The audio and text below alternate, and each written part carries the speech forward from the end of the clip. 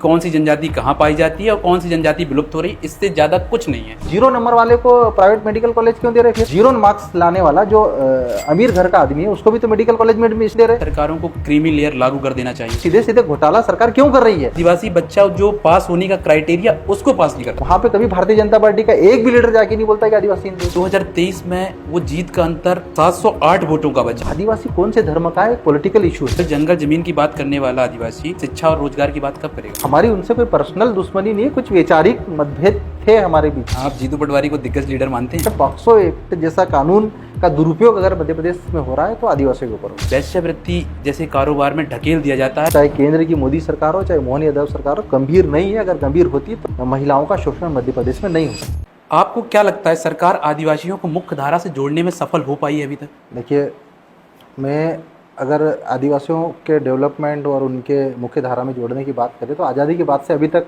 2025 तक का सफ़र जो देखा जाएगा कि जो भारत के संविधान में जो अवधारणा थी या परिकल्पना थी कि अंतिम पायदान में खड़े व्यक्ति को भी सरकार की योजनाओं का लाभ मिलना चाहिए, उनका डेवलपमेंट होना चाहिए और मुख्य धारा में जुड़ना चाहिए।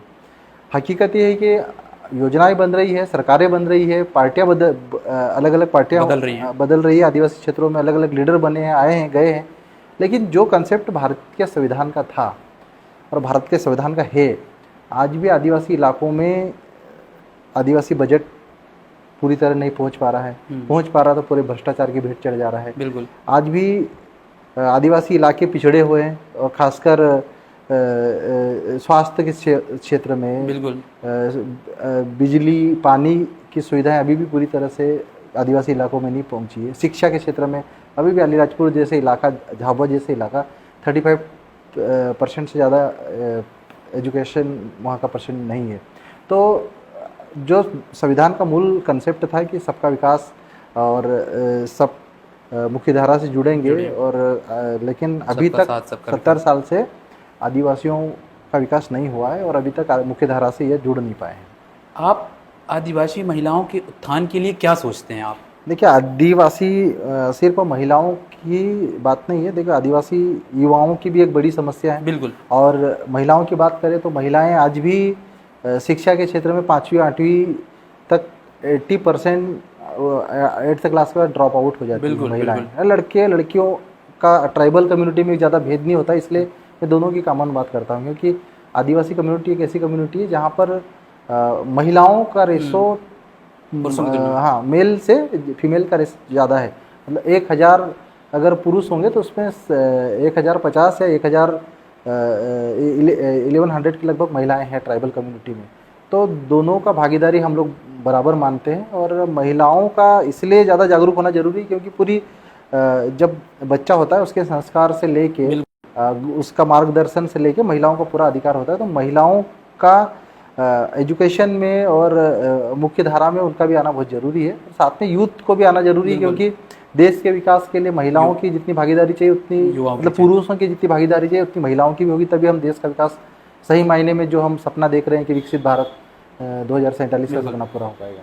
शेड्यूल ट्राइब्स को हमेशा जो बहुत दुखद है उग्रवाद नक्सलवाद से जोड़ा जाता है और ख़ास तौर पर छत्तीसगढ़ में, उसको आप कैसे देखते हैं? देखिए, शेड्यूल ट्राइब सिर्फ छत्तीसगढ़ में ही नक्सलवाद या उग्रवाद के चश्मे से नहीं देख रही सरकार। झारखंड में भी यही हालात है, मध्य प्रदेश के बॉर्डर जिलों में भी यही स्थिति है। आप उड़ीसा चले जाओ वहाँ पे भी, आंध्रा चले जाओ वहाँ पे भी आदिवासियों को नक्सलवाद के चश्मे से देखा जाता है और पूर्वोत्तर राज्यों में जाएं तो वहाँ पे उग्रवाद दी जाती है। एक्चुअल में क्या है कि आदिवासी इलाकों में शोषण की पराकाष्ठा आज़ादी के बाद से लिखी गई और जितने भी खनिज संसाधन आदिवासी इलाकों में है उन खनिज संसाधनों पे सरकार उनको उनका अधिकार नहीं दे रही।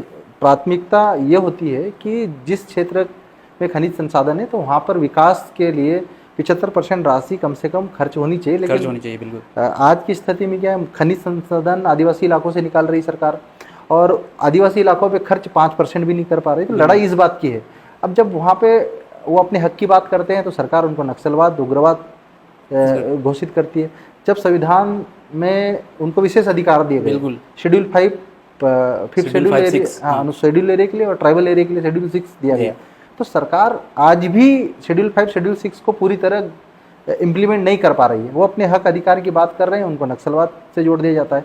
तो मैं ये कहना चाहूँगा कि सरकार अगर वास्तव में उनको विकास की मुख्य धारा से जोड़ना चाहती है तो उनके जो संवैधानिक प्रावधान है शेड्यूल 5, शेड्यूल 6 को इम्प्लीमेंट करे, खनिज संसाधनों पे उनके हक अधिकार दे, उनकी कल्चर, उनकी आइडेंटिटी, उनकी परंपराओं को सरकार संरक्षित करे, निश्चित ही ये समस्याएं खत्म हो जाएगी। क्या आपको लगता है यदि आदिवासी शहर से जुड़ेंगे तो उनका विकास होगा या फिर उनकी जो परंपरा है वो समाप्त होगी? आपका क्या मानना है? देखिए, शहरीकरण आज के आधुनिक युग में जरूरी है, बहुत जरूरी है। लेकिन सरकार को शहरी विकास के साथ साथ ग्रामीण विकास की तरफ भी ध्यान देना चाहिए। गांव का एक अपना कल्चर है, शहर का एक अपना कल्चर है। गांव में विकास को एक अलग चश्मे से देखा जाता है, ग्रामीण इलाकों में अलग चश्मे से देखा जाता है। आज देश में 75% आबादी ग्रामीण इलाकों में निवास करती है और निश्चित ही गाँव का विकास शहरों की तुलना में आज के भारत में अगर देखें तो वहाँ पे बिजली, पानी, सड़क, रोटी के लिए संघर्ष कर रहा है और बड़ी आबादी में युवा पलायन करके शहर की ओर जा रहा है। बिल्कुल। अब सवाल ग्रामीण इलाकों का है तो निश्चित ही सरकार को ग्रामीण इलाकों में भी विकास की रेखाएं खींचनी चाहिए, विकास करना चाहिए। अगर ग्रामीण इलाकों में ही युवाओं को रोजगार स्थानीय स्तर पर मिलेगा तो क्यों शहर की ओर पलायन करेंगे। शहरीकरण के लिए यूथ की ज़रूरत है, रोजगार के लिए भटक आ रहे हैं, लेकिन पहली प्राथमिकता जब हमारा भारत ग्रामीण इलाकों से बना है, 75% आबादी ग्रामीण इलाकों में निवास करती है, तो गाँव का भी विकास होना चाहिए, ऐसा मेरा मानना है। ऐसा लेकिन हाँ, शहरों का विकास आधुनिकीकरण के युग में शहरों का भी विकास हो, लेकिन ऐसा ना हो कि सरकारें बिल्कुल पूरा फोकस विकास का मॉडल सिर्फ शहरों के ऊपर लागू किया जाए। ग्रामीण अंचल को अनदेखा करना भी कहीं ना कहीं देश की उन्नति के लिए, विकसित भारत के लिए कहीं ना कहीं नुकसानदायक है। तो इसीलिए ग्रामीण क्षेत्रों में भी सरकार का फोकस होना चाहिए विकास के लिए। मध्य प्रदेश की शिक्षा बोर्ड जो है वो आदिवासी बच्चों के लिए अनुकूल है उसकी शिक्षा प्रणाली? देखिए, आदिवासी इलाकों में शिक्षा व्यवस्था की बात करें और शहरी इलाकों में बात करें, देखिए आदिवासी इलाकों में शिक्षा व्यवस्था बहुत पिछड़ी हुई है। स्कूल बनी है तो वहाँ पे टीचर नहीं है, टीचर है तो स्कूल भवन नहीं बने हैं, भवन है तो पूरे जर्जर हो चुके हैं। दोबारा सरकारों ने मतलब सरकार जो भी रही है, मतलब मैं एक सरकार को टारगेट नहीं करना चाहता हूँ, मतलब जो भी सरकार रही है, स्कूलों की तरफ एजुकेशन को बेहतर बनाने की दिशा में स्कूल का जो ढांचा तैयार करने चाहिए थे, सरकार अब तक नहीं कर पाई। अभी हालांकि सीएम राइज स्कूल का एक कंसेप्ट आया है जो पूरे ब्लॉक स्तर पे एक सीएम राइज स्कूल अभी स्ट्रक्चर तैयार हो रहे हैं। अब वो कितने साल बाद तैयार होंगे, कब रनिंग होंगे और उनसे कितना फ़ायदा होगा ये आने वाला वक्त बताएगा। लेकिन आज की स्थिति में स्कूलों के हालात बहुत ख़राब है, शिक्षक नहीं है, प्राचार्य नहीं है, प्रिंसिपल नहीं है, सब प्रभारी प्रिंसिपल के माध्यम से काम चल रहा है। तो अभी शिक्षा व्यवस्था आदिवासी इलाकों में बहुत ही बुरी हालात में है और इस पर सरकार को गंभीरता से ध्यान देना चाहिए। सर, जो ट्राइबल के स्कूल हैं, मैंने ये देखा है कि सरकार उनके शिक्षकों के लिए भर्ती करती है कि अलग से आप विशेष एक कॉलम होता है कि आप इसमें भरिए, लेकिन शिक्षक वहाँ रुकना नहीं चाहता। ये एक बहुत बड़ी समस्या मैंने देखी है। क्या है, देखो, सब हर चीज़ का समाधान सरकार के पास है। अगर शिक्षक वहाँ नहीं रुकना चाहते, उसके पीछे कुछ न कुछ कारण होगा, क्योंकि ग्रामीण इलाकों में सरकार फैसिलिटी नहीं दे रही है। बिल्कुल। अगर सरकार उनको स्पेशल फैसिलिटीज़ देगी, उनके रहने का, शिक्षकों के लिए अगर रहने का इंतजाम करेगी, उनके सुरक्षा के लिए उनकी व्यवस्था देगी और उनको एक अकोमोडेशन, एक एनवायरनमेंट सरकार क्रिएट करेगी, स्पेशल पैकेज दे। जब जैसे कि हमारे मेडिकल प्रोफेशन में जो डॉक्टर्स ग्रामीण सेवाएं देना चाहते हैं, उनके लिए सरकार का स्पेशल पैकेज होता है, जहां पे आप शहरी क्षेत्रों में अगर उनकी सैलरी 75,000 1 लाख होती है, तो ग्रामीण इलाकों में 1,25,000 1,50,000 सरकार देने के लिए तैयार है। तो ऐसी फैसिलिटी अगर टीचर्स के लिए भी देगी तो कौन टीचर ग्रामीण इलाकों में नहीं जाना चाहिए। बिल्कुल। क्या आपको लगता है JS अपने खुद के सिंबल पर कभी चुनाव लड़ेगी? देखिए, JS को हमेशा मुख्य धारा के मीडिया ने एक पॉलिटिकल पार्टी की तरह देखा है, तौर पे देखा है और प्रचारित किया गया है, लेकिन आपको बताना चाहता हूँ, JS एक सोशल ऑर्गेनाइजेशन है, एक सामाजिक संगठन है और यूथ को पॉलिटिक्स में, नए यूथ को पॉलिटिक्स में आने के लिए प्रेरित करता है। इसलिए करता है क्योंकि ट्राइबल पॉलिटिक्स में लीडर तो कई बने हैं, कई आए हैं और कई गए हैं जी, लेकिन जिन मुद्दों को लेके ट्राइबल पॉलिटिक्स को फोकस करना चाहिए था, आज़ाद भारत में वो फोकस नहीं हुआ। उदाहरण के तौर पे मुझे एमएलए बनने मेरे एमएलए बनने के बाद में मध्य प्रदेश की पॉलिटिक्स में या देश की पॉलिटिक्स में शेड्यूल 5 एक इशू बना। बिल्कुल। मुख्य धारा की जो मीडिया थी, मुख्य धारा की जो ब्यूरोक्रेसी थी, उनको समझ में आया कि शेड्यूल 5 शेड्यूल 6 को लेके भी हमको काम करना चाहिए, क्योंकि आदिवासी इलाकों में अभी तक सरकार वही नियम और वही रूल्स और रेगुलेशन लागू कर रही जो सामान्य क्षेत्रों में लागू होता है। जबकि शेड्यूल एरिया एक डिफरेंट एरिया है, वहाँ का कल्चर अलग है, वहाँ का भौगोलिक स्थिति अलग है, वहाँ के लोगों का व्यवहार अलग है। तो सब कुछ अगर देखा जाए तो उस दृष्टि से शेड्यूल 5 शेड्यूल 6 अगर जब संविधान में प्रोविजन बने तो उन प्रोविजनों के हिसाब से वहाँ का एक मॉडल तैयार करना चाहिए था, वहाँ का एक ढांचा तैयार करना चाहिए था, वहाँ सरकार नहीं कर पाई है। तो इसी कारण ट्राइबल इलाके अभी तक मतलब मुख्य धारा से अनछुए हैं। बिल्कुल सर, जो जैस का मेंबर है वो शेड्यूल्ड ट्राइब्स ही होगा, ऐसा है कि शेड्यूल कास्ट भी आ सकता है, ओबीसी भी आ सकता है, जनरल का भी मेंबर? देखिए जयस को हमने निश्चित ही जयस में ट्राइबल फोकस्ड रहा है, लेकिन हमने जयस में किसी जाति को बांध के नहीं रखा। हमने कहा कि जयस में एससी के यूथ भी जुड़े, जयस में ओबीसी के यूथ भी जुड़े, जयस में सामान्य के यूथ भी जुड़े, क्योंकि हमारी लड़ाई किसी एक जाति विशेष के लिए नहीं, हमारी लड़ाई एक बदलाव के लिए है। हमारी लड़ाई अंतिम पायदान में खड़ा कोई भी व्यक्ति हो, ओबीसी का हो, जनरल का हो, एससी का हो, तो हमारी लड़ाई ये है कि जैसे हमने बात कही कि ग्रामीण क्षेत्रों का विकास होना चाहिए, तो ग्रामीण क्षेत्र में हर कम्युनिटी के लोग निवास करते हैं, वहाँ पे अच्छी एजुकेशन मिले, अच्छा स्वास्थ्य सेवाएं मिले, वहाँ पे उनको प्रोटेक्शन मिले, वहाँ का इलाकों का डेवलपमेंट हो। तो हमारी लड़ाई विकास की है, हमारी लड़ाई अंतिम पायदान में खड़े व्यक्ति को मुख्य धारा में लाने की है। तो कोई भी जुड़ सकता है जयस से, और कई लोग जुड़े हुए हैं जयस से, कई लोग सामान्य के, ओबीसी के, एससी के मिल के हम लोग काम कर रहे हैं। जैसे मैं अपना अनुभव साझा करूँ, अभी मैं डिंडोरी में था, 1 महीने था, मैं एक एनजीओ के थ्रू गया था, तो मैंने ये पाया, बहुत मतलब मेरा जो इंटरेस्ट आया आदिवासियों के लिए तब से आया कि उनको ये नहीं पता कि हमारा कितना हक है, जो अधिकारी हैं वो कम पैसा दे रहे हैं, उन पे भी वो लोग प्रसन्न हैं। हमने कई बार ट्राई भी किया कि उनको ये पैसा मिल जाए, इसलिए मैं ये जानना चाहता था, क्योंकि यदि हम लोग भी ऐसा कर सकते हैं तो आ सकते हैं, जुड़ सकते हैं, ऐसा मानना है मेरा। बिल्कुल, देखो मेरा ऐसा मानना है कि किसी भी कम्युनिटी के विकास के लिए बिल्कुल सबकी जरूरत पड़ेगी। बिल्कुल, आज हमको सामान्य की भी जरूरत है, ओबीसी की भी जरूरत है, पिछड़ों की भी जरूरत है, और अनुसूचित जाति वर्ग की भी जरूरत है।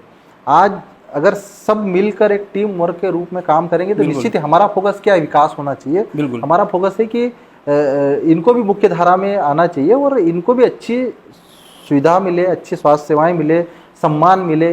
हमारा मकसद ये है, क्योंकि देखो आज़ाद भारत में भारत के संविधान की परिकल्पना होती कि सबको भाईचारा, सबको समान अधिकार मिलना चाहिए, लेकिन हो उलट रहा है। एक आज देश की स्थिति है कि कुछ ही वर्गों का विकास हो रहा है, कुछ ही लोगों का, कुछ चंद पूंजीपति और अमीर होते जा रहे हैं और गरीब होते जा रहा है। तो अब इस खाई को अगर पाटना है, इस गैप को कम करना है, तो हमको सबकी जरूरत है और सबको मिल के काम करना पड़ेगा। ऐसी कौन सी जनजातियां हैं जो शिक्षा पे पूरा ध्यान दे रही हैं, और ऐसी कौन सी जनजातियां हैं जो शिक्षा से पूरी तरीके से दूर हैं, अभी एजुकेशन पहुंचा ही नहीं उन पे? देखो शिक्षा पे अगर ध्यान देने की बात करें तो मध्य प्रदेश, छत्तीसगढ़, झारखंड, उड़ीसा, महाराष्ट्र लगभग एक जैसे हालत है, बहुत ज़्यादा बदले नहीं। हाँ, राजस्थान में एक मीणा कम्युनिटी है, ट्राइबल कम्युनिटी है, जो उस पर भी विवाद है। हाँ, वो एक विवादास्पद है, वो एक अलग इशू है। वो उसमें क्योंकि ज़्यादातर IAS IPS के जो पोस्ट हैं सिविल सर्विसेज में मीणा कम्युनिटी के लोग आज देश में सबसे ज़्यादा सिलेक्ट होते हैं। उन्होंने मेहनत करी, उन्होंने प्लानिंग करी, उन्होंने जो भी पीछे के जो पीढ़ी, आने वाली पीढ़ियाँ थी, उनको गाइड किया और आज सिलेक्ट हो रही।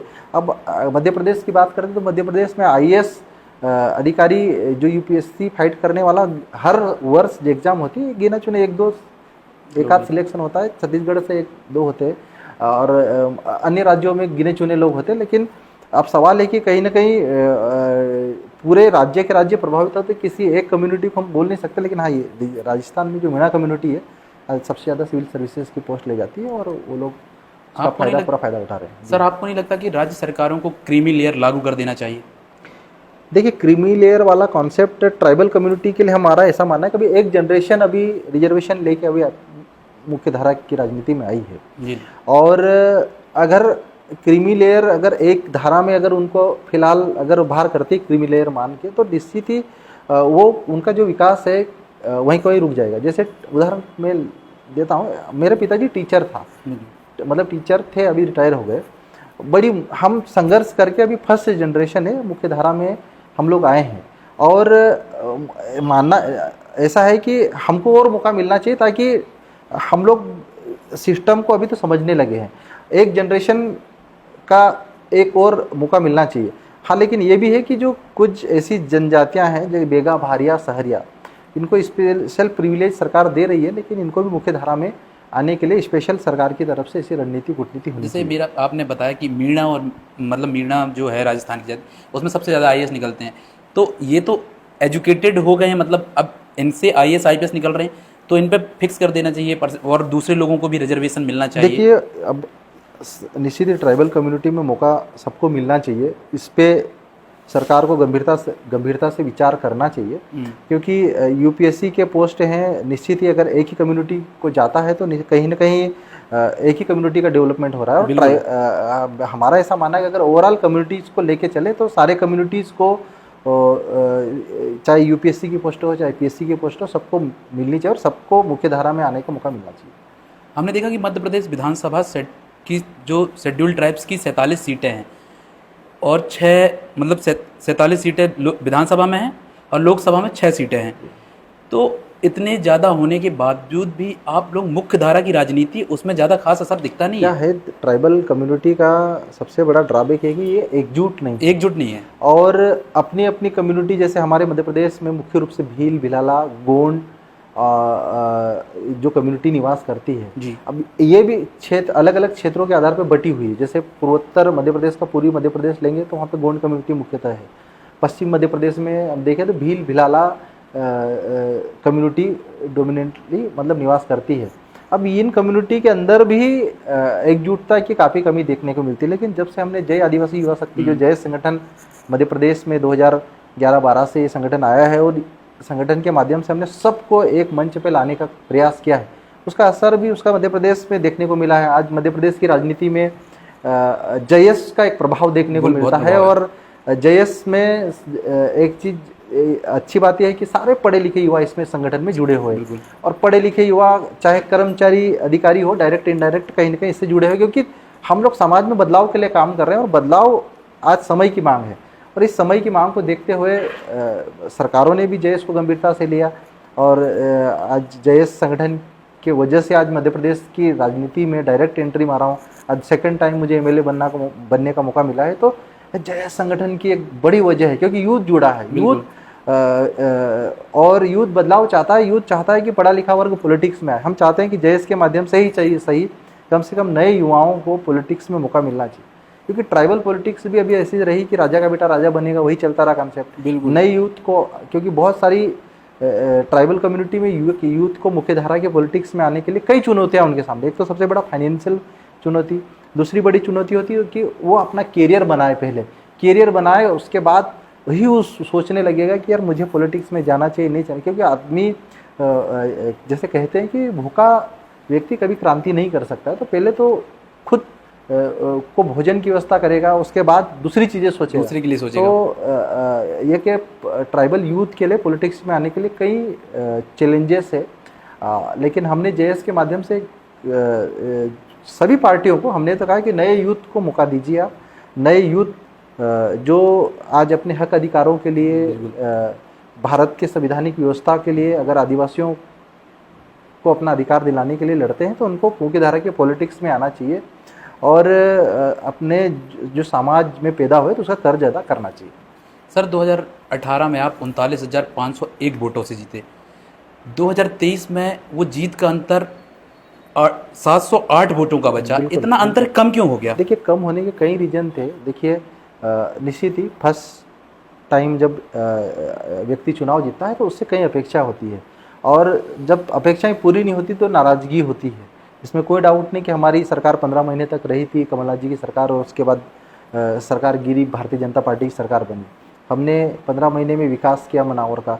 उसके बाद कई ऐसे अपेक्षाएं रहती जनता की कि हम विपक्ष में रह के पूरी करना हमारे लिए एक बहुत बड़ा चैलेंज होता है।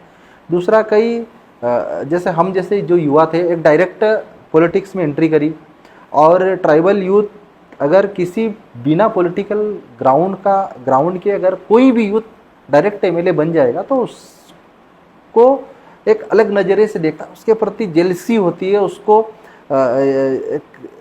ऐसा लगता है कि ये डायरेक्ट कैसे बन गया, हम इतने समय से चप्पल घिसा रहे, हम इतने समय से पार्टी के लिए संघर्ष कर रहे हैं। तो वो भी एक फैक्टर था। तो कई स्थानीय स्तर पे भी कई एक मुद्दा बना कि यार स्थानीय व्यक्ति होना चाहिए, ये हमारा व्यक्ति होना चाहिए। हमारा मीन्स कि मेरी विधानसभा क्षेत्र, जब मैं रहने वाला कुक्षी विधानसभा क्षेत्र से था, तो वहाँ पे भी एक मुद्दा बना था। तो और एक इमोशनल फैक्टर भी थे कहीं कि जो प्रतिद्वंदी था उसके पिताजी की एक्सीडेंटली डेथ हो गई थी, वो भी एक फैक्टर रहा। और एक फैक्टर ये भी था कि भारतीय जनता पार्टी ने जो चुनाव लड़ा था उसमें कई प्रकार से उन्होंने रणनीतिक कूटनीतिक गेम खेले थे। जैसे कि वोटर लिस्ट में डुप्लीकेसी, मेरे विधानसभा क्षेत्र में 47,000 डुप्लीकेसी वोट थी, जिसको 47,000 डुप्लीकेट वोट पड़े। 37,000 डुप्लीकेट वोट पड़े, नहीं डुप्लीकेट थे। अब कितने पड़े कितने नहीं पड़े डले वो तो बीजेपी जानती है, उन्होंने कितने डला पाने में कामयाब हो गए। तो दूसरा एक फैक्टर रहा कि हर बूथ पे हमारे विधानसभा क्षेत्र में 20 से 50 वोट कम कर दिए गए थे चुनाव से पहले, जो मतदाता सूची लास्ट अपडेट हुई थी। तो हम लोग मतदाता सूची पे काम नहीं कर पाए थे क्योंकि 10 से 15,000 वोट वो हमारे वहाँ घट गए थे। ये भी एक बड़ा फैक्टर रहा। फिर कांग्रेस में संगठन की स्थिति बीजेपी के मुकाबले में बहुत कमज़ोर थी, ये भी इसमें कोई डाउट नहीं। तो ये कई फैक्टर थे कि जो लीड थी वो काफ़ी कम हुई। और एक और महत्वपूर्ण फैक्टर था, मैं खुद पॉलिटिक्स में नया था, मैंने फर्स्ट टाइम राजनीति में कदम रखा था 2018 में, और फर्स्ट टाइम एमएलए उस टाइम बन गया था। तो राजनीति को समझने में, क्योंकि जनता के बीच जब मेडिकल प्रोफेशन से एकदम से डायरेक्ट आया तो बहुत सारी चीज़ें थी वो मुझे सीखने में समय लगा, क्योंकि पॉलिटिक्स एक बहुत बड़ा सब्जेक्ट है, वो एक्सपीरियंस के साथ धीरे धीरे आता है। तो वो भी कई फैक्टर थे। तो पॉलिटिकल अपरिपक्वता भी एक रीजन रही है।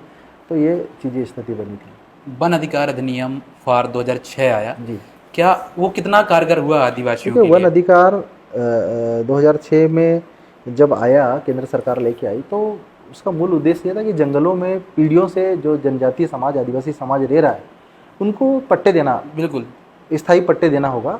और जो कम्युनिटीज़ उस जंगल एरिया में रह रही, उसको कम्युनिटी राइट्स, सामुदायिक अधिकार देना, ये मुख्य दो उद्देश्य थे। लेकिन सरकारों की जो मंशा कानून बनाने के बाद जो होनी चाहिए, दृढ़ संकल्प जो सरकार को होना चाहिए, तो वो कहीं ना कहीं असफल रहा। और बड़े पैमाने पर आदिवासियों को व्यक्तिगत पट्टे भी नहीं मिले और कम्युनिटी राइट्स भी नहीं मिले। और आज मध्य प्रदेश में हालात ये है कि भारतीय जनता पार्टी की सरकार, चाहे शिवपुरी वाला एरिया हो, मंडला डिंडोरी वाला एरिया हो, अपना बैतूल रायसेन छिंदवाड़ा वाला एरिया हो, बड़े पैमाने में गुना बमोरी का एरिया हो, बड़े पैमाने पर उनको अतिक्रमणकारी घोषित करके उनको जबरन वहाँ से हटाने का काम कर रही है। तो ये फॉरेस्ट राइट एक्ट के तहत सीधा फॉरेस्ट राइट्स एक्ट का मध्य प्रदेश सरकार उल्लंघन कर रही है। उनको अधिकार पीढ़ियों से, 2 पीढ़ियों से, 3 पीढ़ियों से जो रह रहे थे, उनको हक और अधिकार मिलना चाहिए था। सरकार को ये बात समझनी चाहिए कि जो आदिवासी इलाके हैं, आदिवासी क्षेत्र हैं, वो ज़्यादा पढ़े लिखे नहीं होते। इन लोगों ने ऑनलाइन जो ऐप के माध्यम से सर्वे कराया, ऐप के माध्यम से फॉर्म डलाए थे, तो कई आदिवासी पढ़े लिखे नहीं थे, वो नहीं भर पाए फॉर्म, तो उनको इन्होंने निरस्त कर दिए पट्टे। कई ने टेक्निकल, क्योंकि लिखा पढ़ी में ट्राइबल कम्युनिटी अभी जब एजुकेशन का परसेंटेज 35% से कम है, तो वो इतना टेक्नोलॉजिकली। ये कब का सर्वे है? 35%? 35% अलीराजपुर का डाटा ही है। मतलब ये मैं अच्छा, हाँ, मध्य प्रदेश का मेरे को आंकड़ा है 41%। 41% ओवरऑल होगा। कुछ स्पेसिफिक जिलों की बात कर रहा हूँ, जैसे अलीराजपुर जिला है, झाबुआ जिला है, ये जो अति पिछड़ी जिलों में आते हैं मध्य प्रदेश के, तो उनका परसेंटेज ओवरऑल 41% हो सकता है। 41% भी बहुत कम है। और आप देखिए ना कि मतलब ये शिक्षा का जो पैमाना तोलते हैं कि यदि किसी ने साइन करना सीख गया और नाम पढ़ना सीख गया, आप उसको शिक्षित मानते हैं, उसी को 41% मान के चल रहे हैं। यदि आप 12th पास से लेंगे तो मुझे इसको लगता है 10-15% ही बचेंगे। 10-15% से ज़्यादा नहीं, बिल्कुल सही बोल रहे हैं। तो बहुत आदिवासी इलाकों में एजुकेशन की बहुत कमी है, बहुत कुछ करने की ज़रूरत है, और सरकारों को पूरा फोकस आदिवासी इलाकों में एजुकेशन पे करना चाहिए। और मतलब सरकार इसके लिए जो भी कमेटियां बनाए, जो भी, क्योंकि देखो सरकार की एक सबसे बड़ी जो कमियां नज़र आती है मुझे, सरकार रिव्यू नहीं करती है। बिल्कुल, चाहे हेल्थ हो, चाहे एजुकेशन हो, जब अति पिछड़े इलाकों में, उन इलाकों में आज मध्य प्रदेश में सबसे ज़्यादा मातृ मृत्यु दर है देश में, शिशु मृत्यु दर मध्य प्रदेश में सबसे ज़्यादा टॉप पे हम लोग, कुपोषण देश में सबसे ज़्यादा मध्य प्रदेश प्रभावित है। तो इन जो क्षेत्र है, जो चाहे मालन्यूट्रिशन हो, चाहे एजुकेशन हो, चाहे हेल्थ हो, सरकार को इस पर रिव्यू करना चाहिए, खासकर अति पिछड़े इलाकों में। लेकिन सरकार मुझे नहीं लगता कि सरकार इसको लेके गंभीर है, वरना कुछ ना कुछ सोल्यूशन निकलता आपका। डॉक्टर आनंद राय आपके बहुत अच्छे दोस्त हैं, या मान लीजिए थे, ये इसकी जानकारी मुझे नहीं है, उनकी जेस में क्या भूमिका है? देखिए, डॉक्टर आनंद राय हमारे मित्र थे और है और रहेंगे। हमारी उनसे कोई पर्सनल दुश्मनी नहीं है, कुछ वैचारिक मतभेद थे हमारे बीच में, वो वैचारिक मतभेद वो हमारे ख़त्म हो गए और आपस में हमारा ऐसा कुछ विवाद नहीं था। उनको कुछ मिसअंडरस्टैंडिंग मेरे बारे में थी या मुझे उनके बारे में थी, वो मिसअंडरस्टैंडिंग हमारी ख़त्म हो गई है। और डॉक्टर आनंद राय जी एक अच्छे चिकित्सक हैं, अच्छे जो सोशल मुद्दों को उठाने वाले व्यक्ति हैं, और वो अपना काम करते हैं, हम अपना काम करते हैं। जहाँ उनको ज़रूरत लगती है वो हम उनके साथ खड़े होते हैं, जहाँ हमको उनकी ज़रूरत होती है तो वो हमारे साथ खड़े होते हैं। तो बीच में कुछ मतभेद जरूर थे, लेकिन वो मतभेद अब हमारे बीच में ख़त्म हो चुके हैं। जल जंगल जमीन की बात करने वाला आदिवासी संसद और विधानसभा में जाने की बात कब करेगा? शिक्षा और रोजगार की बात कब करेगा? देखिए, जयस के माध्यम से हमने सिर्फ मध्य प्रदेश के आदिवासियों को नहीं, पूरे देश के आदिवासियों को, जो जल जंगल जमीन का नारा था, हमने कहा कि जल जंगल जमीन मतलब अनुसूची 5 और अनुसूची 6, उसमें हमने कन्वर्ट करा, जो एक संवैधानिक भाषा कह सकते हैं हम लोग। जल जंगल जमीन एक वृद्ध भाषा है जिसको आम पब्लिक या आम मीडिया उसको नहीं समझती कि जल जंगल जमीन मतलब क्या है। जल जंगल जमीन मतलब सीधी सी बात है कि शेड्यूल 5 का इलाका, जो आदिवासी इलाके हैं, वहाँ के उनकी ज़मीन पे आदिवासियों का प्राथमिकता में अधिकार रहे। ज़मीन, वहाँ के जंगलों पे जो रिसोर्सेस है उन पे ट्राइबल्स का अधिकार रहे। वहाँ ये जल जंगल, ये शेड्यूल 5 और शेड्यूल 6 उनको देती है, क्योंकि शेड्यूल 5 और शेड्यूल 6 ऑटोनॉमी देने की बात करती है। डिस्ट्रिक्ट ऑटोनोमस काउंसिल बननी है, ब्लॉक एरिया पे ऑटोनॉमी काउंसिल बननी है, और उनको स्पेशल अधिकार संविधान में दिया है। सरकार जल जंगल जमीन को देने के लिए शेड्यूल 5 शेड्यूल 6 तक की चर्चा नहीं करती थी, लेकिन आज मध्य प्रदेश की राजनीति में, मध्य प्रदेश सरकार में कहीं ना कहीं शेड्यूल 5 शेड्यूल 6 को लेके चर्चा भर होने लगी है। चर्चा से ज़्यादा अभी सरकार ने उसको इम्प्लीमेंटेशन को लेके सिर्फ एक कदम बढ़ाने की कोशिश किया है, जैसे पैसा लेके आए। पैसा शेड्यूल 5 का एक छोटा सा पार्ट है, जिसमें ग्राम सभा को, गाँवों को स्वशासन देने की बात की गई थी। जब 1996 में बना, मध्य प्रदेश सरकार ने नवंबर 2022 में पैसा के नियम बनाए, और पैसा नियम के माध्यम से गाँवों को एक ऑटोनॉमी देने की बात की, लेकिन वो सिर्फ कागजों पे है अभी तक। अभी भी जो वहाँ के खनिज रिसोर्सेज पे ग्राम सभा का जो अधिकार होना चाहिए था, अभी उनके आपसी विवादों का निपटारा जो ग्राम पंचायत स्तर पे ग्राम सभा के माध्यम से होना चाहिए था। सरकार ने समितियां तो बना दी, लेकिन सरकार रिव्यू नहीं कर रही है। सरकार के पास या तो रिव्यू कर रही, जो फीडबैक जा रहा है वो गलत जा रहा है। अभी भी 90% छोटे छोटे मामलों की बात, जमीन, आदिवासियों के सबसे ज़्यादा विवाद जो जमीन संबंधी होते हैं, थोड़े विवाह संबंधी विवाद होते हैं, और सारे विवादों में आदिवासियों के ऊपर डायरेक्ट सीधे FIR कर दी जा रही, पैसा बनने के बावजूद भी। जबकि पैसा समितियों में विवाद निवारण समिति बनी थी, और समिति के माध्यम से उन छोटे छोटे विवादों का, चाहे शादी से संबंधित विवाद हो, चाहे जमीन से संबंधित विवाद हो, चाहे शराब से संबंधित विवाद हो, ग्राम सभा के माध्यम से ग्राम पंचायत स्तर पे उन विवादों का निराकरण होना चाहिए था। ये पैसा का मूल कंसेप्ट था। लेकिन अभी भी छोटे विवादों को लेकर भी डायरेक्ट थानों में FIR हो रही है। आज आदिवासी इलाकों में कम पढ़े लिखे होने के कारण प्रेम विवाह में लड़का लड़की शादी के लिए घर से निकल जाते हैं, घर से भाग जाते हैं।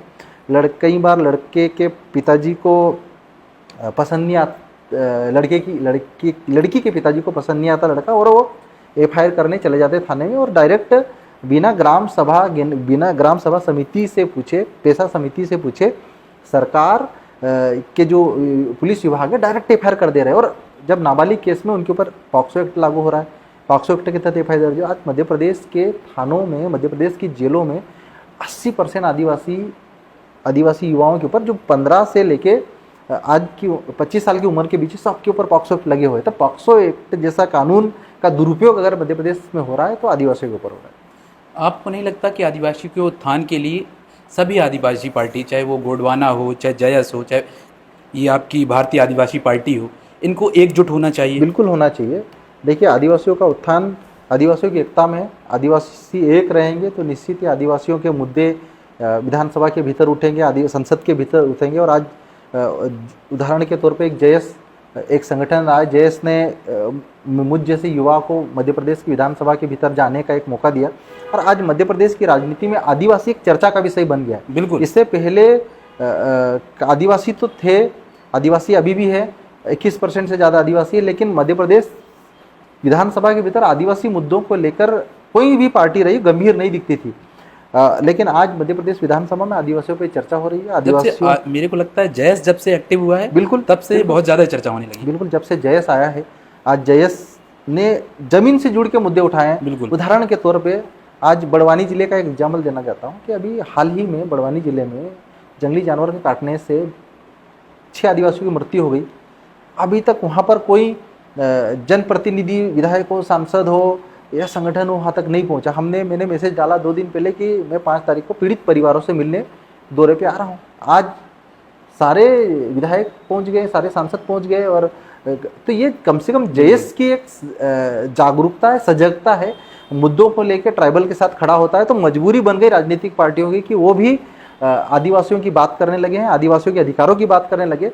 तो कम से कम ये जयस की जागरूकता का ही कमाल है। भीम आर्मी ने अपना लीडरशिप ज़मीन पे बहुत स्ट्रॉन्ग किया है, तो क्या जयस ऐसा काम करेगी? क्या उनके जैसे आप देखेंगे भीम आर्मी एकदम ग्राउंड लेवल पर उनके हक दिलाने के लिए, चाहे किसी प्रकार का यदि अपर कास्ट यदि प्रताड़ित हैं तो भी पहुंच जाते हैं, तो ऐसे काम करेगी क्या जयस? निश्चित ही। देखो, भीम आर्मी में जो चंद्रशेखर जी हैं और उनके और भी लीडर हैं, निश्चित ही देश में किसी भी राज्य के जो दलित कम्युनिटी के जो यूथ हैं, चाहे जो पीड़ित हो, उनके लिए खड़े होते हैं। और निश्चित ही जयस संगठन भी, देखो हम लोग संघर्ष कर ही रहे हैं, हम तो उठा रहे हैं, लेकिन ओवरऑल हम लोग भी धीरे धीरे संगठन को ग्राउंड स्तर पे मजबूत कर रहे हैं। नए यूथ को, पढ़े लिखे यूथ को हम लोग संगठन के माध्यम से लीडरशिप के लिए तैयार कर रहे हैं। और आने वाले समय में आज मध्य प्रदेश में 3-4 यूथ मध्य प्रदेश की राजनीति में जयस के माध्यम से पहुंचे थे। डॉक्टर हीरा अलावा हो गया, डॉक्टर हमारे अशोक मास्कोले अभी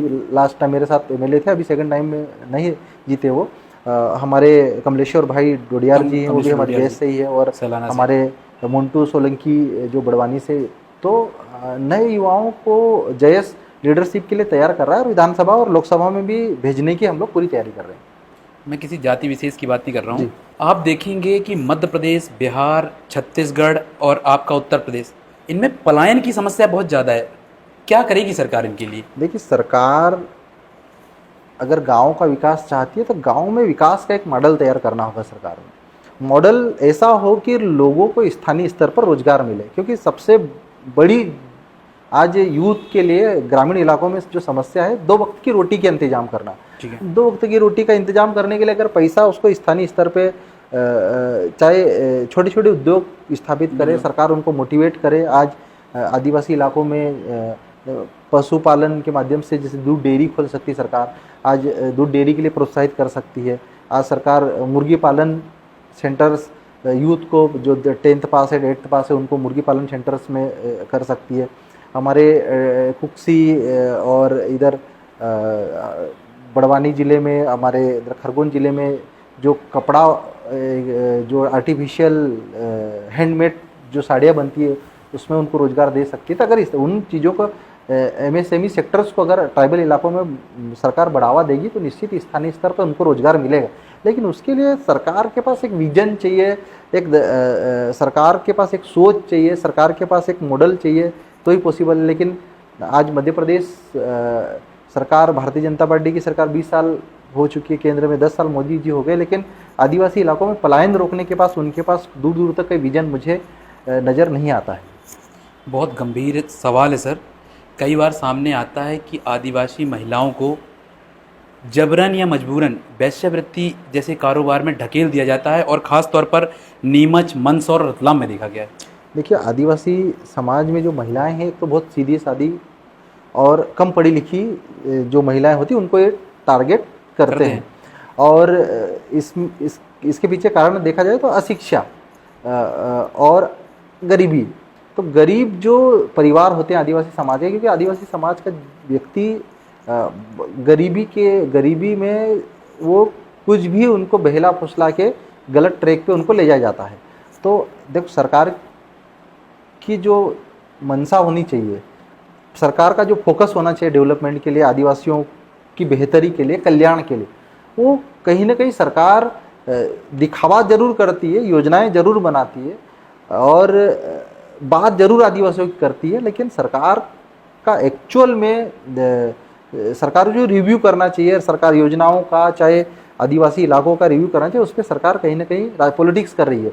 सरकार कूटनीतिक स्तर पे जरूर, पॉलिटिकल स्तर पे जरूर प्रयास कर रही है, लेकिन वास्तव में सरकार आदिवासियों को लेकर, मध्य प्रदेश की सरकार, चाहे केंद्र की मोदी सरकार हो, चाहे मोहन यादव सरकार हो, गंभीर नहीं है। अगर गंभीर होती तो आज ये स्थिति आदिवासी महिलाओं का शोषण मध्य प्रदेश में नहीं होता। आप जयस के होते हुए भी आपने कांग्रेस से चुनाव लड़ा, तो क्या जयस की विचारधारा और कांग्रेस की विचारधारा एक है?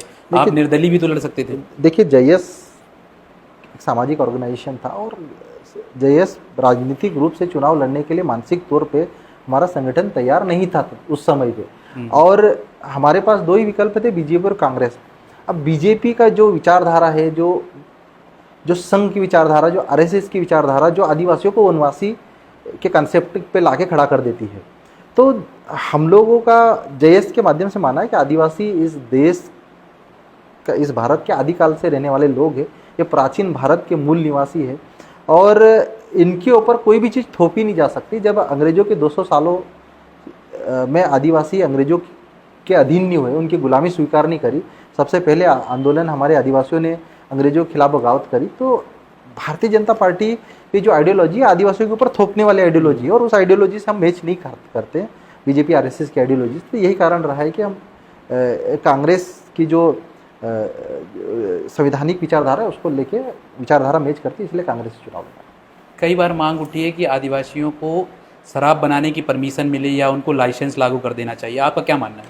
देखिए, आदिवासी इलाकों में मेरा तो ये मानना है कि आदिवासियों का डेवलपमेंट अगर सरकार चाहती है, आदिवासियों को वास्तव में मुख्य धारा में जोड़ना चाहती है, तो उनको बिजनेस की ओर प्रेरित करना चाहिए, बिजनेस की ओर ले जाना चाहिए। शराब बेचने के ऊपर, ये शराब बनाने के ऊपर प्रतिबंध लगाने के बजाय आदिवासियों को जागरूक इस बात के लिए किया जाए कि वो शराब का दुरुपयोग न करे, शराब पिए ना, शराब प्रतिबंधित होनी चाहिए। अब देखिए, आज राजस्व के लिए इनकम भी जरूरी है, तो क्या आदिवासी जो महुए की शराब बना रही सरकार उसको बैन करेगी और जो अंग्रेजी शराब है उसको आदिवासी इलाकों में बेचेगी? तो सवाल ये है कि शराब तो सरकार खुद ही बेचना चाहती है। जब बेचना चाहती है तो निश्चित ही अगर सरकार आदिवासियों का विकास चाहती है तो आदिवासियों को भी आदिवासी इलाकों में जो ठेकेदारी में उनकी भूमिका होनी चाहिए और उनको मुख्य धारा में लाने के लिए आदिवासियों को भी व्यापार की दिशा में मौका मिलना चाहिए। लेकिन हाँ, शराब आदिवासी इलाकों में प्रतिबंध, जो पीने वाले हैं और जो मिसयूज कर रहे हैं, जो अवैध शराब जो जा रही है, उस पर प्रतिबंध लगना चाहिए। सर, जो मध्य प्रदेश का शिक्षा बोर्ड है, जो मध्य प्रदेश का शिक्षा पाठ्यक्रम है, उसमें आदिवासियों का इतिहास बहुत ज़्यादा है नहीं, तो आपको नहीं लगता कि इसमें आपके पूर्वजों का इतिहास आना चाहिए? मेरा जो अनुभव है कि 8th 9th 10th में हमने पढ़ा कि कौन सी जनजाति कहाँ पाई जाती है और कौन सी जनजाति विलुप्त हो रही, इससे ज़्यादा कुछ नहीं है। बिल्कुल, आपकी बात सही है। आज़ाद भारत में जो आदिवासी फ्रीडम फाइटर रहे हैं, चाहे सिद्धू कान्हू हो, चाहे वीर गुंडाधुर हो, चाहे हमारे टंटिया भील हो, चाहे बिरसा मुंडा रहे हो, इनको पाठ्यक्रमों में सरकारों ने अब तक शामिल नहीं किया है। जबकि सबसे पहले आदिवासियों ने क्रांति करी अंग्रेजों के खिलाफ, क्योंकि अंग्रेजों की अधीनता उन्होंने स्वीकार नहीं करी। तो सरकारों से हम तो यही मांग करते हैं कि वास्तव में आदिवासी जो फ्रीडम फाइटर रहे हैं उनको, जैसे मध्य प्रदेश में रघुनाथ भिलाला, वो भी फ्रीडम फाइटर है, लेकिन मध्य प्रदेश में कोई नहीं जानता उनको। आज मध्य प्रदेश सरकार कभी नाम का जिक्र रघुनाथ भिलाला का जिक्र नहीं करती है। खांजिया नाइक, पूज्या नाइक, ये सब फ्रीडम फाइटर रहे हैं, लेकिन मध्य प्रदेश सरकार कभी आदिवासी फ्रीडम फाइटर को जिक्र नहीं करती है। तो आदिवासियों का जो इस देश की आज़ादी में जो योगदान रहा, कहीं ना कहीं सरकारों ने उसको अनदेखा किया, लेकिन अब समय आ गया कि सरकार उस पर विचार करे और आदिवासियों की कहानी, आदिवासियों का इतिहास नए सिरे से लिखा जाना चाहिए। वन नेशन वन इलेक्शन के बारे में आप क्या सोचते हैं? देखिए, वन नेशन वन इलेक्शन देश और समय की मांग है। मैं तो मानता हूँ कि एक साथ इलेक्शन हो, उसमें क्या गलत है? आज एक साथ इलेक्शन होंगे तो निश्चित ही हमारा कांग्रेस तो उसका विरोध कर रही है। नहीं, कांग्रेस कहाँ विरोध कर रही है? किसने विरोध किया? विरोध क्यों नहीं किया? विरोध जीतू पटवारी ने विरोध किया। देखिए देखिए ऐसे व्यक्तिगत विरोध की बात अलग अलग है। देखिए, जब वन नेशन वन इलेक्शन तभी होगा ना जब सभी पार्टियों की सहमति बनेगी। वन इलेक्शन तभी पॉसिबल है जब सर्वदल सहमत होगी। क्योंकि देखो, आज वन नेशन आज की दृष्टि में पॉसिबल इसलिए भी नहीं है क्योंकि कई राज्यों में 1 साल पहले चुनाव हो रहा है, कई राज्यों में लोकसभा से 2 साल पहले चुनाव हो रहा है, तो उनको एक साथ कैसे लाया जाएगा? तो इस पे तो पहले सर्वदल की सहमति होनी चाहिए। जो वन नेशन वन इलेक्शन पे जो कंसेप्ट है, जो पूरे देश की पार्टियों को विश्वास में लिया जाना चाहिए, उसके बाद लागू करें, क्योंकि उससे देश का पैसा बचेगा। आर्थिक रूप से भारत को और मजबूती होगी। अगर हजारों करोड़ रुपए इलेक्शन में हर साल सरकारें खर्चे कर रही है तो निश्चित ही पैसा बचेगा। हाँ, मतलब पूरे साल चुनाव ही चल रहे हैं, कभी किसी राज्य में कभी किसी राज्य में। बिल्कुल बिल्कुल। आपको कांग्रेस के अंदर गुटबाजी नजर आती है? देखिए, कांग्रेस के अंदर गुटबाजी नज़र जो हैगी तो नज़र आएगी, तो निश्चित ही गुटबाजी तो है। और हम लोग तो हर मीटिंग में हम चर्चा कर रहे हैं, और हम हर मीटिंग में हमारी ये चर्चा होती है कि मध्य प्रदेश में अब कांग्रेस के अंदर जो गुटबाजी रही है वो ख़त्म हो चुकी है। और मध्य प्रदेश में जो 2028 में इलेक्शन होने वाली है, अगर ये गुटबाजो ग्राउंड लेवल पे भी अगर इसके परिणाम दिखेंगे तो 100% मध्य प्रदेश में कांग्रेस की सरकार है। आप कभी लेफ्ट आउट फील करते हैं कांग्रेस से, बड़े नेताओं से? नहीं, बिल्कुल नहीं। सभी जो लीडर्स हैं, मैं तो सबका सम्मान करता हूं। और देखो, कांग्रेस के सारे लीडर, चाहे कमलनाथ जी हो, चाहे दिग्विजय सिंह जी हो, चाहे हमारे उमंग सिंगार जी हो, चाहे जीतू पटवारी जी हो, मध्य प्रदेश के बड़े लीडर हैं। और निश्चित ही अब सब, कल राहुल गांधी जी जैसे मध्य प्रदेश की धरती पर आए थे और उन्होंने सबको एकजुट किया, तो निश्चित उम्मीद है कि सब मिलके आने वाले समय में इलेक्शन फाइट करेंगे और जीतेंगे। आप भले नहीं मान रहे कि कांग्रेस के अंदर गुटबाजी है, लेकिन आप जीतू पटवारी के कार्यकर्ताओं को देख लें, आप उमंग सिंगार जी के कार्यकर्ताओं को देख लें, आप अजय सिंह राहुल भैया तो खुले मंच से विरोध कर दे रहे हैं पूरी पार्टी का। कमलनाथ जी जब से मतलब चुनाव हारे हैं, कहीं नज़र ही नहीं आते, बहुत कम नज़र आते जब बड़े नेता नज़र आते हैं। देखिए, ऐसा है कि ये मीडिया में जरूर बताया जाता है कि नाराज है। देखो, नाराजगी, देखो, एक तो ये मानना पड़ेगा कि मध्य प्रदेश में जो कांग्रेस की जो लीडरशिप है, जो ओवरऑल देश में जो कांग्रेस की लीडरशिप है और मध्य प्रदेश में जो लीडरशिप है, सब बड़े दिग्गज लीडर है, सब स्वाभिमानी लीडर है और सब संघर्षशील लीडर है। तो अब उनमें आपसी सामंजस्य का अगर किसी को नहीं दिखा तो वो ये मैसेज बना रहा है कि ये गुटबाजी है। हर आदमी जब बड़ा लीडर होता है तो संघर्ष तो उत्पन्न होगा, और उसका संघर्ष उत्पन्न होता है तो समाधान भी होता है। हम समाधान की ओर बढ़ चुके हैं और अब समाधान ख़त्म। इस जो संघर्ष वाला, जो आपसी संघर्ष वाले, जो गुटबाजी वाला था, वो कंसेप्ट राहुल जी ने ख़त्म कर दिया। तो आने वाले समय में एकजुट होकर लड़ेंगे तो निश्चित इसके परिणाम बेहतर होंगे। आप जीतू पटवारी को दिग्गज लीडर मानते हैं? क्यों नहीं मानते हैं? चुनाव नहीं जीत पाए विधानसभा का। देखिए, चुनाव जीतना हारना अलग बात है। इंदिरा गांधी जी भी चुनाव हारी थी, अटल बिहारी जी भी चुनाव हारे थे, क्या दिग्गज नेता नहीं थे? मतलब ये एक बात सोचने सवाल की, एक चुनाव, देखो, चुनाव हारने से दिग्गज नेता नहीं हुए, ऐसा नहीं है।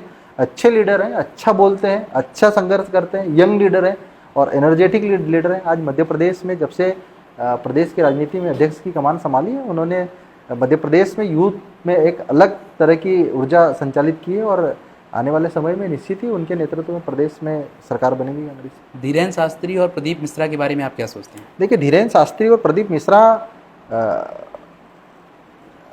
आध्यात्मिक लीडर या आध्यात्मिक गुरु हैं और देश में सबकी ज़रूरत है।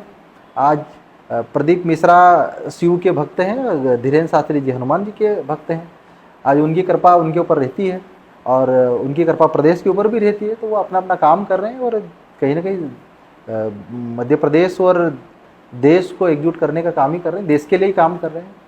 शेड्यूल्ड ट्राइब्स को सबसे ज़्यादा ज़रूरत किस चीज़ की है, रिजर्वेशन की या एजुकेशन की? देखिए, शेड्यूल्ड ट्राइब को, देखो, रिजर्वेशन और एजुकेशन दोनों की ज़रूरत है। और जिस प्रकार जनसंख्या जनगणना की बात कर रहे हैं, तो हमारा ये मानना है कि जिस इलाके में जो संख्या है, जो लोग जिनकी जितनी प्रतिशत जो निवास करते हैं, तो उनकी उसकी भागीदारी मिलनी चाहिए। हाल ही में केंद्र सरकार ने पूर्वोत्तर लद्दाख जो केंद्र शासित राज्य, वहाँ पे 85% ट्राइबल को रिजर्वेशन देने की बात कही। तो वो इसलिए नहीं कि सरकार उनके ऊपर मेहरबान है, इसीलिए क्योंकि 85% आबादी वहाँ पर उनकी है, तो उनको उनका हक और अधिकार सरकार दे रही है। तो अब ये उसको रिजर्वेशन क्यों, उनका जनसंख्या जितनी, जिसकी संख्या उतना उनका अधिकार, तो संख्या के आधार पर उनको अधिकार मिलना चाहिए। हमारी तो यही मांग है।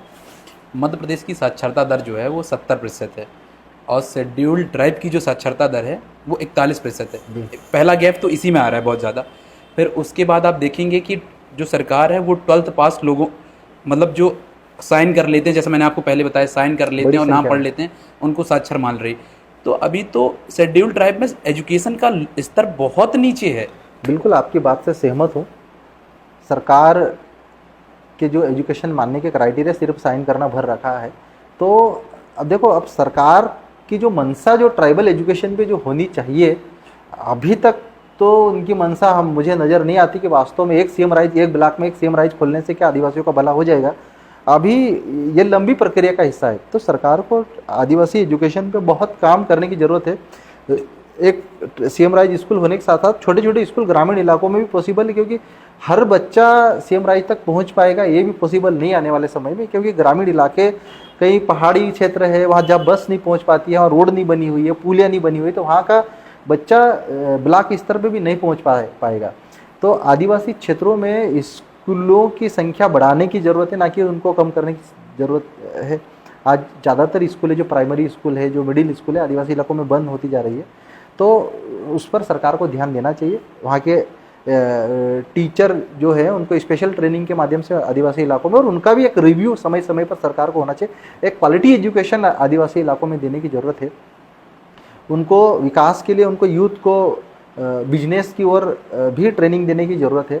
और मध्य प्रदेश सरकार हो चाहे केंद्र सरकार हो, पूरा फोकस उनका हेल्थ और एजुकेशन के आदिवासी इलाकों में होना चाहिए, क्योंकि देश विकसित भारत बनाने के लिए हमारे को सभी वर्गों का विकास होगा, सभी मुख्य धारा में आएंगे तो ही हम विकसित भारत 2047 बना पाएंगे। अब एक वर्ग विशेष को लेके अगर विकसित भारत का सपना देख रहे हैं तो ये कहीं ना कहीं गलत है, ये सपना पूरा नहीं हो पाएगा देश का। जो शेड्यूल्ड ट्राइब्स के लिए मध्य प्रदेश सरकार रिजर्वेशन देती है, 20% रिजर्वेशन देती है, और कई बार ऐसा होता है कि वो 20% सीटें जो हैं वो फुलफिल नहीं हो पाती। आदिवासी बच्चा जो पास होने का क्राइटेरिया उसको पास नहीं कर पाता। देखो ये रिजर्वेशन देने का मोटो ये था कि उस वर्ग की उतनी भागीदारी होनी चाहिए। 21% ट्राइबल है तो 21% भागीदारी होनी चाहिए। कई बार अगर ट्राइबल वहाँ क्वालिफाई नहीं करा तो सरकार के ऊपर, उसकी मंशा के ऊपर डिपेंड करता है कि आप उसको रिलैक्सेशन जब दे ही रहे हो तो आपकी मंशा है कि उसको भी हर फील्ड में जाने का मौका दिया जाना चाहिए रिजर्वेशन के माध्यम से। तो क्या सरकार क्वालिफाई नहीं कर रहा तो वो क्वालिफाइंग में रिलैक्सेशन नहीं दे सकती है। जैसे सर ये तो बहुत गलत बात है। मैं बता रहा हूँ, आप सुनिए बात सुनो, क्या होता है इसमें गलत बात नहीं है। अगर आप बोलेंगे कि अब 100 में कोई बच्चे का 40 नंबर का क्राइटेरिया रखा है, अब 20 नंबर ला रहा है तो उसको आप 0 नंबर वाले को प्राइवेट मेडिकल कॉलेज क्यों दे रहे? फिर 0 मार्क्स लाने वाला जो अमीर घर का आदमी है उसको भी तो मेडिकल कॉलेज में एडमिशन दे रहे, वो भी तो रिजर्वेशन से बहुत नीचे आ गया। मैं उसकी बात कर रहा हूँ जिसमें नंबर फिक्स है कि क्राइटेरिया, जैसे एजुकेशन सिस्टम में। क्या बोल रहा हूँ, मेडिकल कॉलेज का उदाहरण दे रहा हूँ आपको कि 40% मिनिमम मार्क्स लाना चाहिए, ठीक है, क्राइटेरिया है। लेकिन जिन अमीर लोगों के पास पैसा है उनके 10%, 5% 0 मार्क्स आ रहे हैं, उनको भी क्यों मेडिकल कॉलेज में एंट्री दे रही सरकार पे? वो तो सीधे सीधे घोटाला चल रहा है सर। घोटाला वही बता रहे हैं ना कि सीधे सीधे घोटाला सरकार क्यों कर रही है। क्या सरकार घोटाला नहीं कर रही, सरकार एक प्लान, उसको पैसे कमाना है, उसको उस वर्ग को फायदा देना है, सीधी सी बात है, उन लोगों को फायदा देना है। जब अमीरों को फायदा दे सकती तो सरकार जो गरीबों को मुख्य धारा में लाना चाहती उनको फायदा क्यों नहीं दे सकती? ये सरकार की मंशा के ऊपर निर्भर करता है, क्योंकि देखो जब तक सबकी भागीदारी नहीं होगा तो विकास कैसे होगा? बिल्कुल है ना। तो विकास सबका अगर हम चाहते हैं, मोदी सरकार का तो सपना है सबका साथ सबका विकास, बिल्कुल, तो आप उनको कम से कम बराबर तो खड़े करो, तब तो हम विकसित भारत बना पाएंगे। मैंने इसलिए कहा, मैं इस चीज़ की बिल्कुल मतलब आपकी बात से सहमत हूँ। मैं फोकस ये चाहता हूँ कि एजुकेशन पे ध्यान दिया जाए, उसको लायक बनाया जाए ना कि 40 नंबर ले आए एजुकेशन। आपकी बात से सहमत हूँ, लेकिन हाँ सरकार काम करे, कब करेगी? अब सवाल है कि सरकार अगर 20 साल बाद 30 साल बाद करेगी तो फिर हम विकसित भारत कैसे बना पाएंगे? सरकार को तो आज करना होगा। आज अगर स्कूलों में, आदिवासी इलाकों में 75% स्कूल ऐसे हैं जो अतिथि शिक्षकों के भरोसे काम कर रहे हैं। वो कुछ साल में 2-3 महीने तो गैप होता है उनका, अभी अगस्त जुलाई अगस्त के बाद उनकी भर्ती करेगी। आप बताओ 4-5 महीने में वो क्या पढ़ा पाएंगे? परमानेंट शिक्षक ही नहीं है। परमानेंट तो ये सरकार को तो ये सोचना चाहिए। आज अच्छे स्कूल, अच्छे टीचर्स होंगे, परमानेंट टीचर होंगे, परमानेंट प्रिंसिपल होंगे, तो उसका फायदा हमको 2047 में मिलेगा। क्योंकि बच्चे अभी जो फर्स्ट क्लास से 5th क्लास तक जो 15-20 साल में विकसित भारत की बात करें, तो वहाँ तभी पढ़ लिख कर वहाँ तक विकसित भारत में भूमिका निभा पाएंगे जब वो आज अच्छी पढ़ाई करेंगे। लेकिन सरकार बात जरूर, सपने जरूर दिखा रही है, लेकिन ग्राउंड पे भर्ती अभियान जो चलाना चाहिए वो सरकार कहाँ कर रही है। आज भर्तियां कर रही तो पेपर लीक हो जा रहे हैं। आज भर्तियां कर रही तो फर्जी, अभी पुलिस भर्ती में पता चला कि उनके नाम से अभी भी डुप्लीकेट लोग भी उनके नाम से दूसरे लोग बैठ जा रहे थे। ये रोकने का काम 17 ये रोकने की जिम्मेदारी सरकार की है। अगर ये स्थिति रही तो हम विकसित भारत, विकसित मध्य प्रदेश कैसे बना पाएंगे? ये सबसे बड़ा सवाल खड़ा होता है। आदिवासी हिंदू है या नहीं, बहुत देखिए, आदिवासी किसी भी धर्म को माने, उसकी संवैधानिक स्वतंत्रता मिली हुई है। संविधान ने सभी जातियों को धर्म की व्याख्या दी गई है। अब आदिवासी हिंदू को माने, आदिवासी दूसरे धर्म, बुद्धिस्टों को माने, आदिवासी दूसरे धर्मों को माने, उसकी अपनी उसके ऊपर स्वतंत्रता, आइडेंटिटी संविधान ने दी है। तो आप अगर आदिवासी को धर्म मानना है तो संविधान बदलो, संविधान में संशोधन करो, उसमें तो कोई बात नहीं कर रहा है। सीधी सी बात है। पूर्वोत्तर में पूरी क्रिश्चियनिटी को मानता है, तो वहाँ मोदी जाके बात नहीं करते कि आदिवासी हिंदू ही करके, वहाँ तो क्रिश्चियनिटी पे भी खुश है। भाई पूर्वोत्तर के राज्य हैं असम, मणिपुर, मेघालय, नागालैंड, वहाँ पे 90% क्रिश्चियनिटी में ट्राइबल है। वहाँ पे कभी भारतीय जनता पार्टी का एक भी लीडर जाके नहीं बोलता कि आदिवासी हिंदू है। वहाँ क्यों क्रिश्चियनिटी को स्वीकार कर लेते? तो ये आदिवासी कौन से धर्म का है? पॉलिटिकल इशू है, ये पॉलिटिकल मुद्दा है। और ये जहाँ पे चुनाव होते वहीं पे ये बात उठती है। भारतीय जनता पार्टी मौका देख के चौका मारती है। ये कड़वी सच्चाई आपको बता रहा हूँ। आप देख लो इनके भाषण उठा के पिछले 10-20 साल के, कभी इन्होंने पूर्वोत्तर राज्यों में जब इलेक्शन होते तो वहाँ पे जाके ये बात नहीं बोलते कि आदिवासी हिंदू। वहाँ क्रिश्चियनिटी को दिल से स्वीकार करते हैं क्योंकि इनको इलेक्शन जीतना होता है। तो आदिवासी, हाँ, लेकिन ये बात सही है कि आदिवासी जिस धर्म में भी है, और खासकर जो आदिवासी का आइडियोलॉजी, जो आदिवासी क्षेत्रों में, भाई राम को मानते हैं आदिवासी तो राम को माने, कृष्ण को मानते कृष्ण माने, शिव को मानते तो शिव, क्योंकि शिव तो हमारा तो ऐसा मानना है कि शिव और बजरंगबली आदिवासी, क्योंकि रामायण काल में भी आदिवासियों को बंदर की वो दी गई। तो कल्चर आदिवासियों का कहीं ना कहीं ट्राइबल का, देवी देवताएं सब आदिवासी है। यदि मुझे आदिवासियों को कल्चर को समझना हो, पर्सनल मैं अपनी बात कर रहा हूँ, उनके त्यौहार को समझना हो, उनके कल्चर को समझना हो, तो उनके कौन से त्यौहार या कौन से दिवस में मुझे शामिल होना चाहिए? देखिए, आदिवासियों के कल्चर और आदिवासियों के रीति रिवाज को समझने के लिए आपको जो पहाड़ी इलाकों का ट्राइबल है उनके बीच में जाना होगा आपको, है ना। उनके वैवाहिक परंपराएं उनकी अलग है। जैसे आप हिंदू कल्चर में अब देखें तो राइट टू लेफ्ट फेरे लेते हैं, बिल्कुल, है ना। और ट्राइबल कल्चर में जो शादी के फेरे लेते हैं वो लेफ्ट टू राइट चलता है, उल्टा चलता है। जो हमारा अर्थ का जो घूर्णन है उसी दिशा में वो लोग नाचते हैं, शादी ब्याहों में नाचते हैं ट्राइबल, तो वो लेफ्ट टू राइट चलता है, मतलब धरती के साथ चक्कर लगाते हैं। तो ये एक उनके अलग कल्चर होते हैं ट्राइबल के,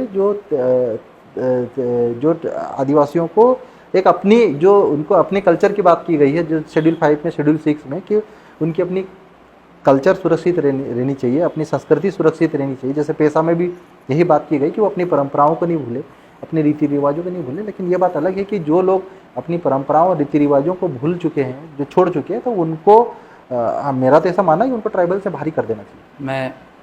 आपका जो संदेश हो कोई अपने क्षेत्र के लिए, अपने युवाओं के लिए, तो आप मैं आपके माध्यम से मैं पूरे प्रदेश और देश के ट्राइबल यूथ और सभी यूथ को यही कहना चाहता हूँ कि देखिए, हमको इस देश में हमारे सामने हम सब यूथ जनरेशन के सामने एक सबसे बड़ी चैलेंजेस, सबसे बड़ी चुनौती है इस देश की गरीबी और अमीरी के बीच में बढ़ता फासला। आज देश में गरीब और गरीब होते जा रहा है, अमीर और अमीर होते जा रहा है, और कुछ ही चंद पतिथियों का अथाह पैसा है, अथाह विकास हो रहा है, और गरीबों को 2 वक्त की रोटी के लिए संघर्ष करना पड़ रहा है। तो मैं सभी यूथ से, ट्राइबल यूथ से यही कहना चाहता हूँ कि हम लोग एक ऐसी लीडरशिप भविष्य के लिए एक ऐसा भारत बनाएं जिसमें सभी को सम्मान के साथ जीने का हक हो, सभी को स्वाभिमान के साथ जीने का हक हो, और सभी का विकास हो, सभी को मुख्य धारा में आने का मौका मिले। ऐसा भारत बनाएं हम सब मिलकर। एजुकेशन और हेल्थ को लेके, खासकर जो ग्रामीण इलाके हैं, पिछड़े भारत के जो इलाके हैं, वहाँ पर हमको यूथ पीढ़ी को काम करना चाहिए, उनकी मदद करना चाहिए, क्योंकि आज देश में विकसित भारत बनाने का सपना अगर हम देख रहे हैं तो सबको साथ में लेके चलना होगा, तभी हम विकसित भारत का सपना देख पाएंगे। और आदिवासी इलाकों में जो नशा है, बहुत ज़्यादा नशा है, उस पर नियंत्रण होना चाहिए। यूथ कम से कम नशा करे, गाड़ी चलाते समय हेलमेट पहने और शिक्षा व्यवस्था को बेहतर करने के लिए जो आने वाली जनरेशन है उसको मोटिवेट करे। और जो आदिवासी समाज के ऐसे यूथ जो पढ़ लिख कर मुख्य धारा में शामिल हो गए, पढ़ लिख कर बड़े बड़े अधिकारी बन गए, पढ़ लिख कर आज सक्षम हो चुके हैं, उनको पीछे मुड़कर अपने गाँव की तरफ देखना चाहिए और उन लोगों की मदद करना चाहिए जो जिनके बीच से हम निकल के आए। ये मेरा पूरे देश के यूथ के लिए और खासकर ट्राइबल यूथ के लिए मेरा संदेश है। सभी को जय जोहार, जय आदिवासी जिंदाबाद। नमस्कार साथियों, तो ये थे हमारे साथ हीरालाल अलावा जी, जिन्होंने एजुकेशन बेरोजगारी पर खुलकर बात की। सर आपने हमें समय दिया, बहुत बहुत धन्यवाद।